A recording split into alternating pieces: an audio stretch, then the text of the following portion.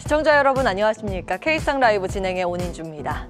주말을 거치면서 시장의 공기가 좀 많이 바뀌었죠. 잭슨홀 미팅에서 제롬 파월 의장이 비둘기로 날아오르면서 위험자산이 숨통을 트였기 때문입니다. 그런데 오늘 밤은 한미정상회담이라는 변수가 기다리고 있습니다. 한미정상회담에 영향을 받는 업종이 특히 좀 많은 편인데요. 한미 협력 이슈로 조선 원전 업종은 직접적인 영향을 받을 수 있고 철강과 자동차, 반도체도 주요 관련주로 반응을 보일 수 있습니다. 자동차 관세율 인하 등 지난 7월 말 한미 상호관세 협상 내용의 구체화가 어느 정도 나오는지가 이번에 중요하겠고요. 이에 더해서 반도체, 의약품 등 개별 품목 관세율 협상이 의제로 등장할지가 또 다른 관전 포인트입니다. 그리고 넓게 테마주까지 본다면 남북, 북미 관련 내용이 나올 경우 경협주도 영향권에 들어갈 수 있겠습니다. 노란봉투법이 국회 본회의를 통과하면서 섹터별 반응은 지금 희비가 엇갈리고 있습니다. 잠시 후에 자세한 내용 살펴보도록 하고요. 먼저 파월 의장 이야기부터 해볼까요? 파월 의장은 고용시장의 하방 위험 증가를 지적하면서 그러니까 고용을 근거로 9월 금리 인하 가능성을 시사했습니다. 관세발 인플레이션도 일회성 충격에 그칠 것이라고 평가했죠. 예상보다 덜 매파적인 발언이 나오면서 주식시장의 위험 선호 현상이 확산되고 있습니다.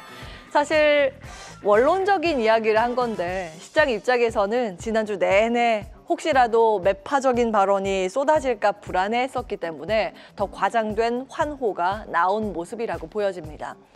이런 흐름은 과거에도 사실 있었습니다. 1997년 아시아 외환 위기, 1998년 러시아 디폴트, 그리고 LTCM 파산, 당시에도 미국 경기는 양호했는데 연준은 보험성 금리 인하를 단행했죠. 그러면서 미증시도 강세를 이어갔습니다. 그리고 신흥국 증시도 덩달아서 상승한 바 있습니다. 지금 나와 있는 화면은 1998년 금리 인하 단행 전후를 자세히 볼 수 있는 차트입니다. 여기에 나와 있는 이 점선이 미국의 기준금리인데요. 당시에 미국 경기가 양호했지만 LTCM 파산으로 증시가 이렇게 변동성을 보이자 9월에서 11월 세 차례에 걸쳐서 기준금리 인하를 단행했습니다. 그리고 나서 IT 버블로 이어지면서 1년 6개월 동안 S&P 500 지수는 무려 60%나 급등했습니다. 아래에 약한 실선이 바로 MSCI 신흥국 지수인데요. 동반해서 이렇게 강세 흐름을 보인 점 확인 가능합니다. 즉, 침체가 아닌데도 단행한 보험성 금리 인하가 멀티플 상승과 버블의 불씨가 되었던 겁니다. 시장은 지금도 그 기억을 되살리면서 기대를 키우고 있습니다. 그런 가운데 오늘 우리 시장에서 로봇 테마주가 가장 크게 주목을 받고 있는데요. 유진투자증권에서는 오늘 로봇주 상승의 배경을 크게 두 가지로 분석하고 있습니다. 첫 번째, 노란봉투법이 통과되면서 제조업 전반의 부담이 커질 수 있는데 이는 반대로 로봇 자동화 수요를 키우게 되지 않을까라는 기대감 때문이라고 의견을 냈습니다. 게다가 마침 지난주에 보스턴 다이내믹스가 도요타 R&D 센터와 높은 수준의 AI를 탑재한 로봇의 영상을 공개했습니다. 영상 함께 보시죠. 자, 보시는 것처럼 로봇이 스스로 어디에 물건이 있는지 판단을 해서 그 물건을 직접 이렇게 분류를 하고 있고요. 이 물건이 땅에 떨어지거나 이동을 할 시에도 그걸 또 판단을 해서 자세히 내용들을 좀 체크를 한 후에 집어넣고 재분류하는 것을 확인할 수 있었습니다. 자, 이렇게 개발이 된 로봇들은 연말부터 일부 현대차 공장에 투입될 수도 있다는 내용이 보도되면서 로봇주의 기대감이 더해지고 있습니다. 보스턴 다이내믹스는 2011년에 현대차 그룹에서 인수한 기업이죠. 그래서 지분 구조를 보시면 이렇게 됩니다. 완성차 3인방 모두 들어가 있고요. 이와 함께 현대 글로비스가 엮여 있습니다. 자, 이 밖에 로봇주 상승 배경으로 정부 정책 기대감도 꼽힙니다.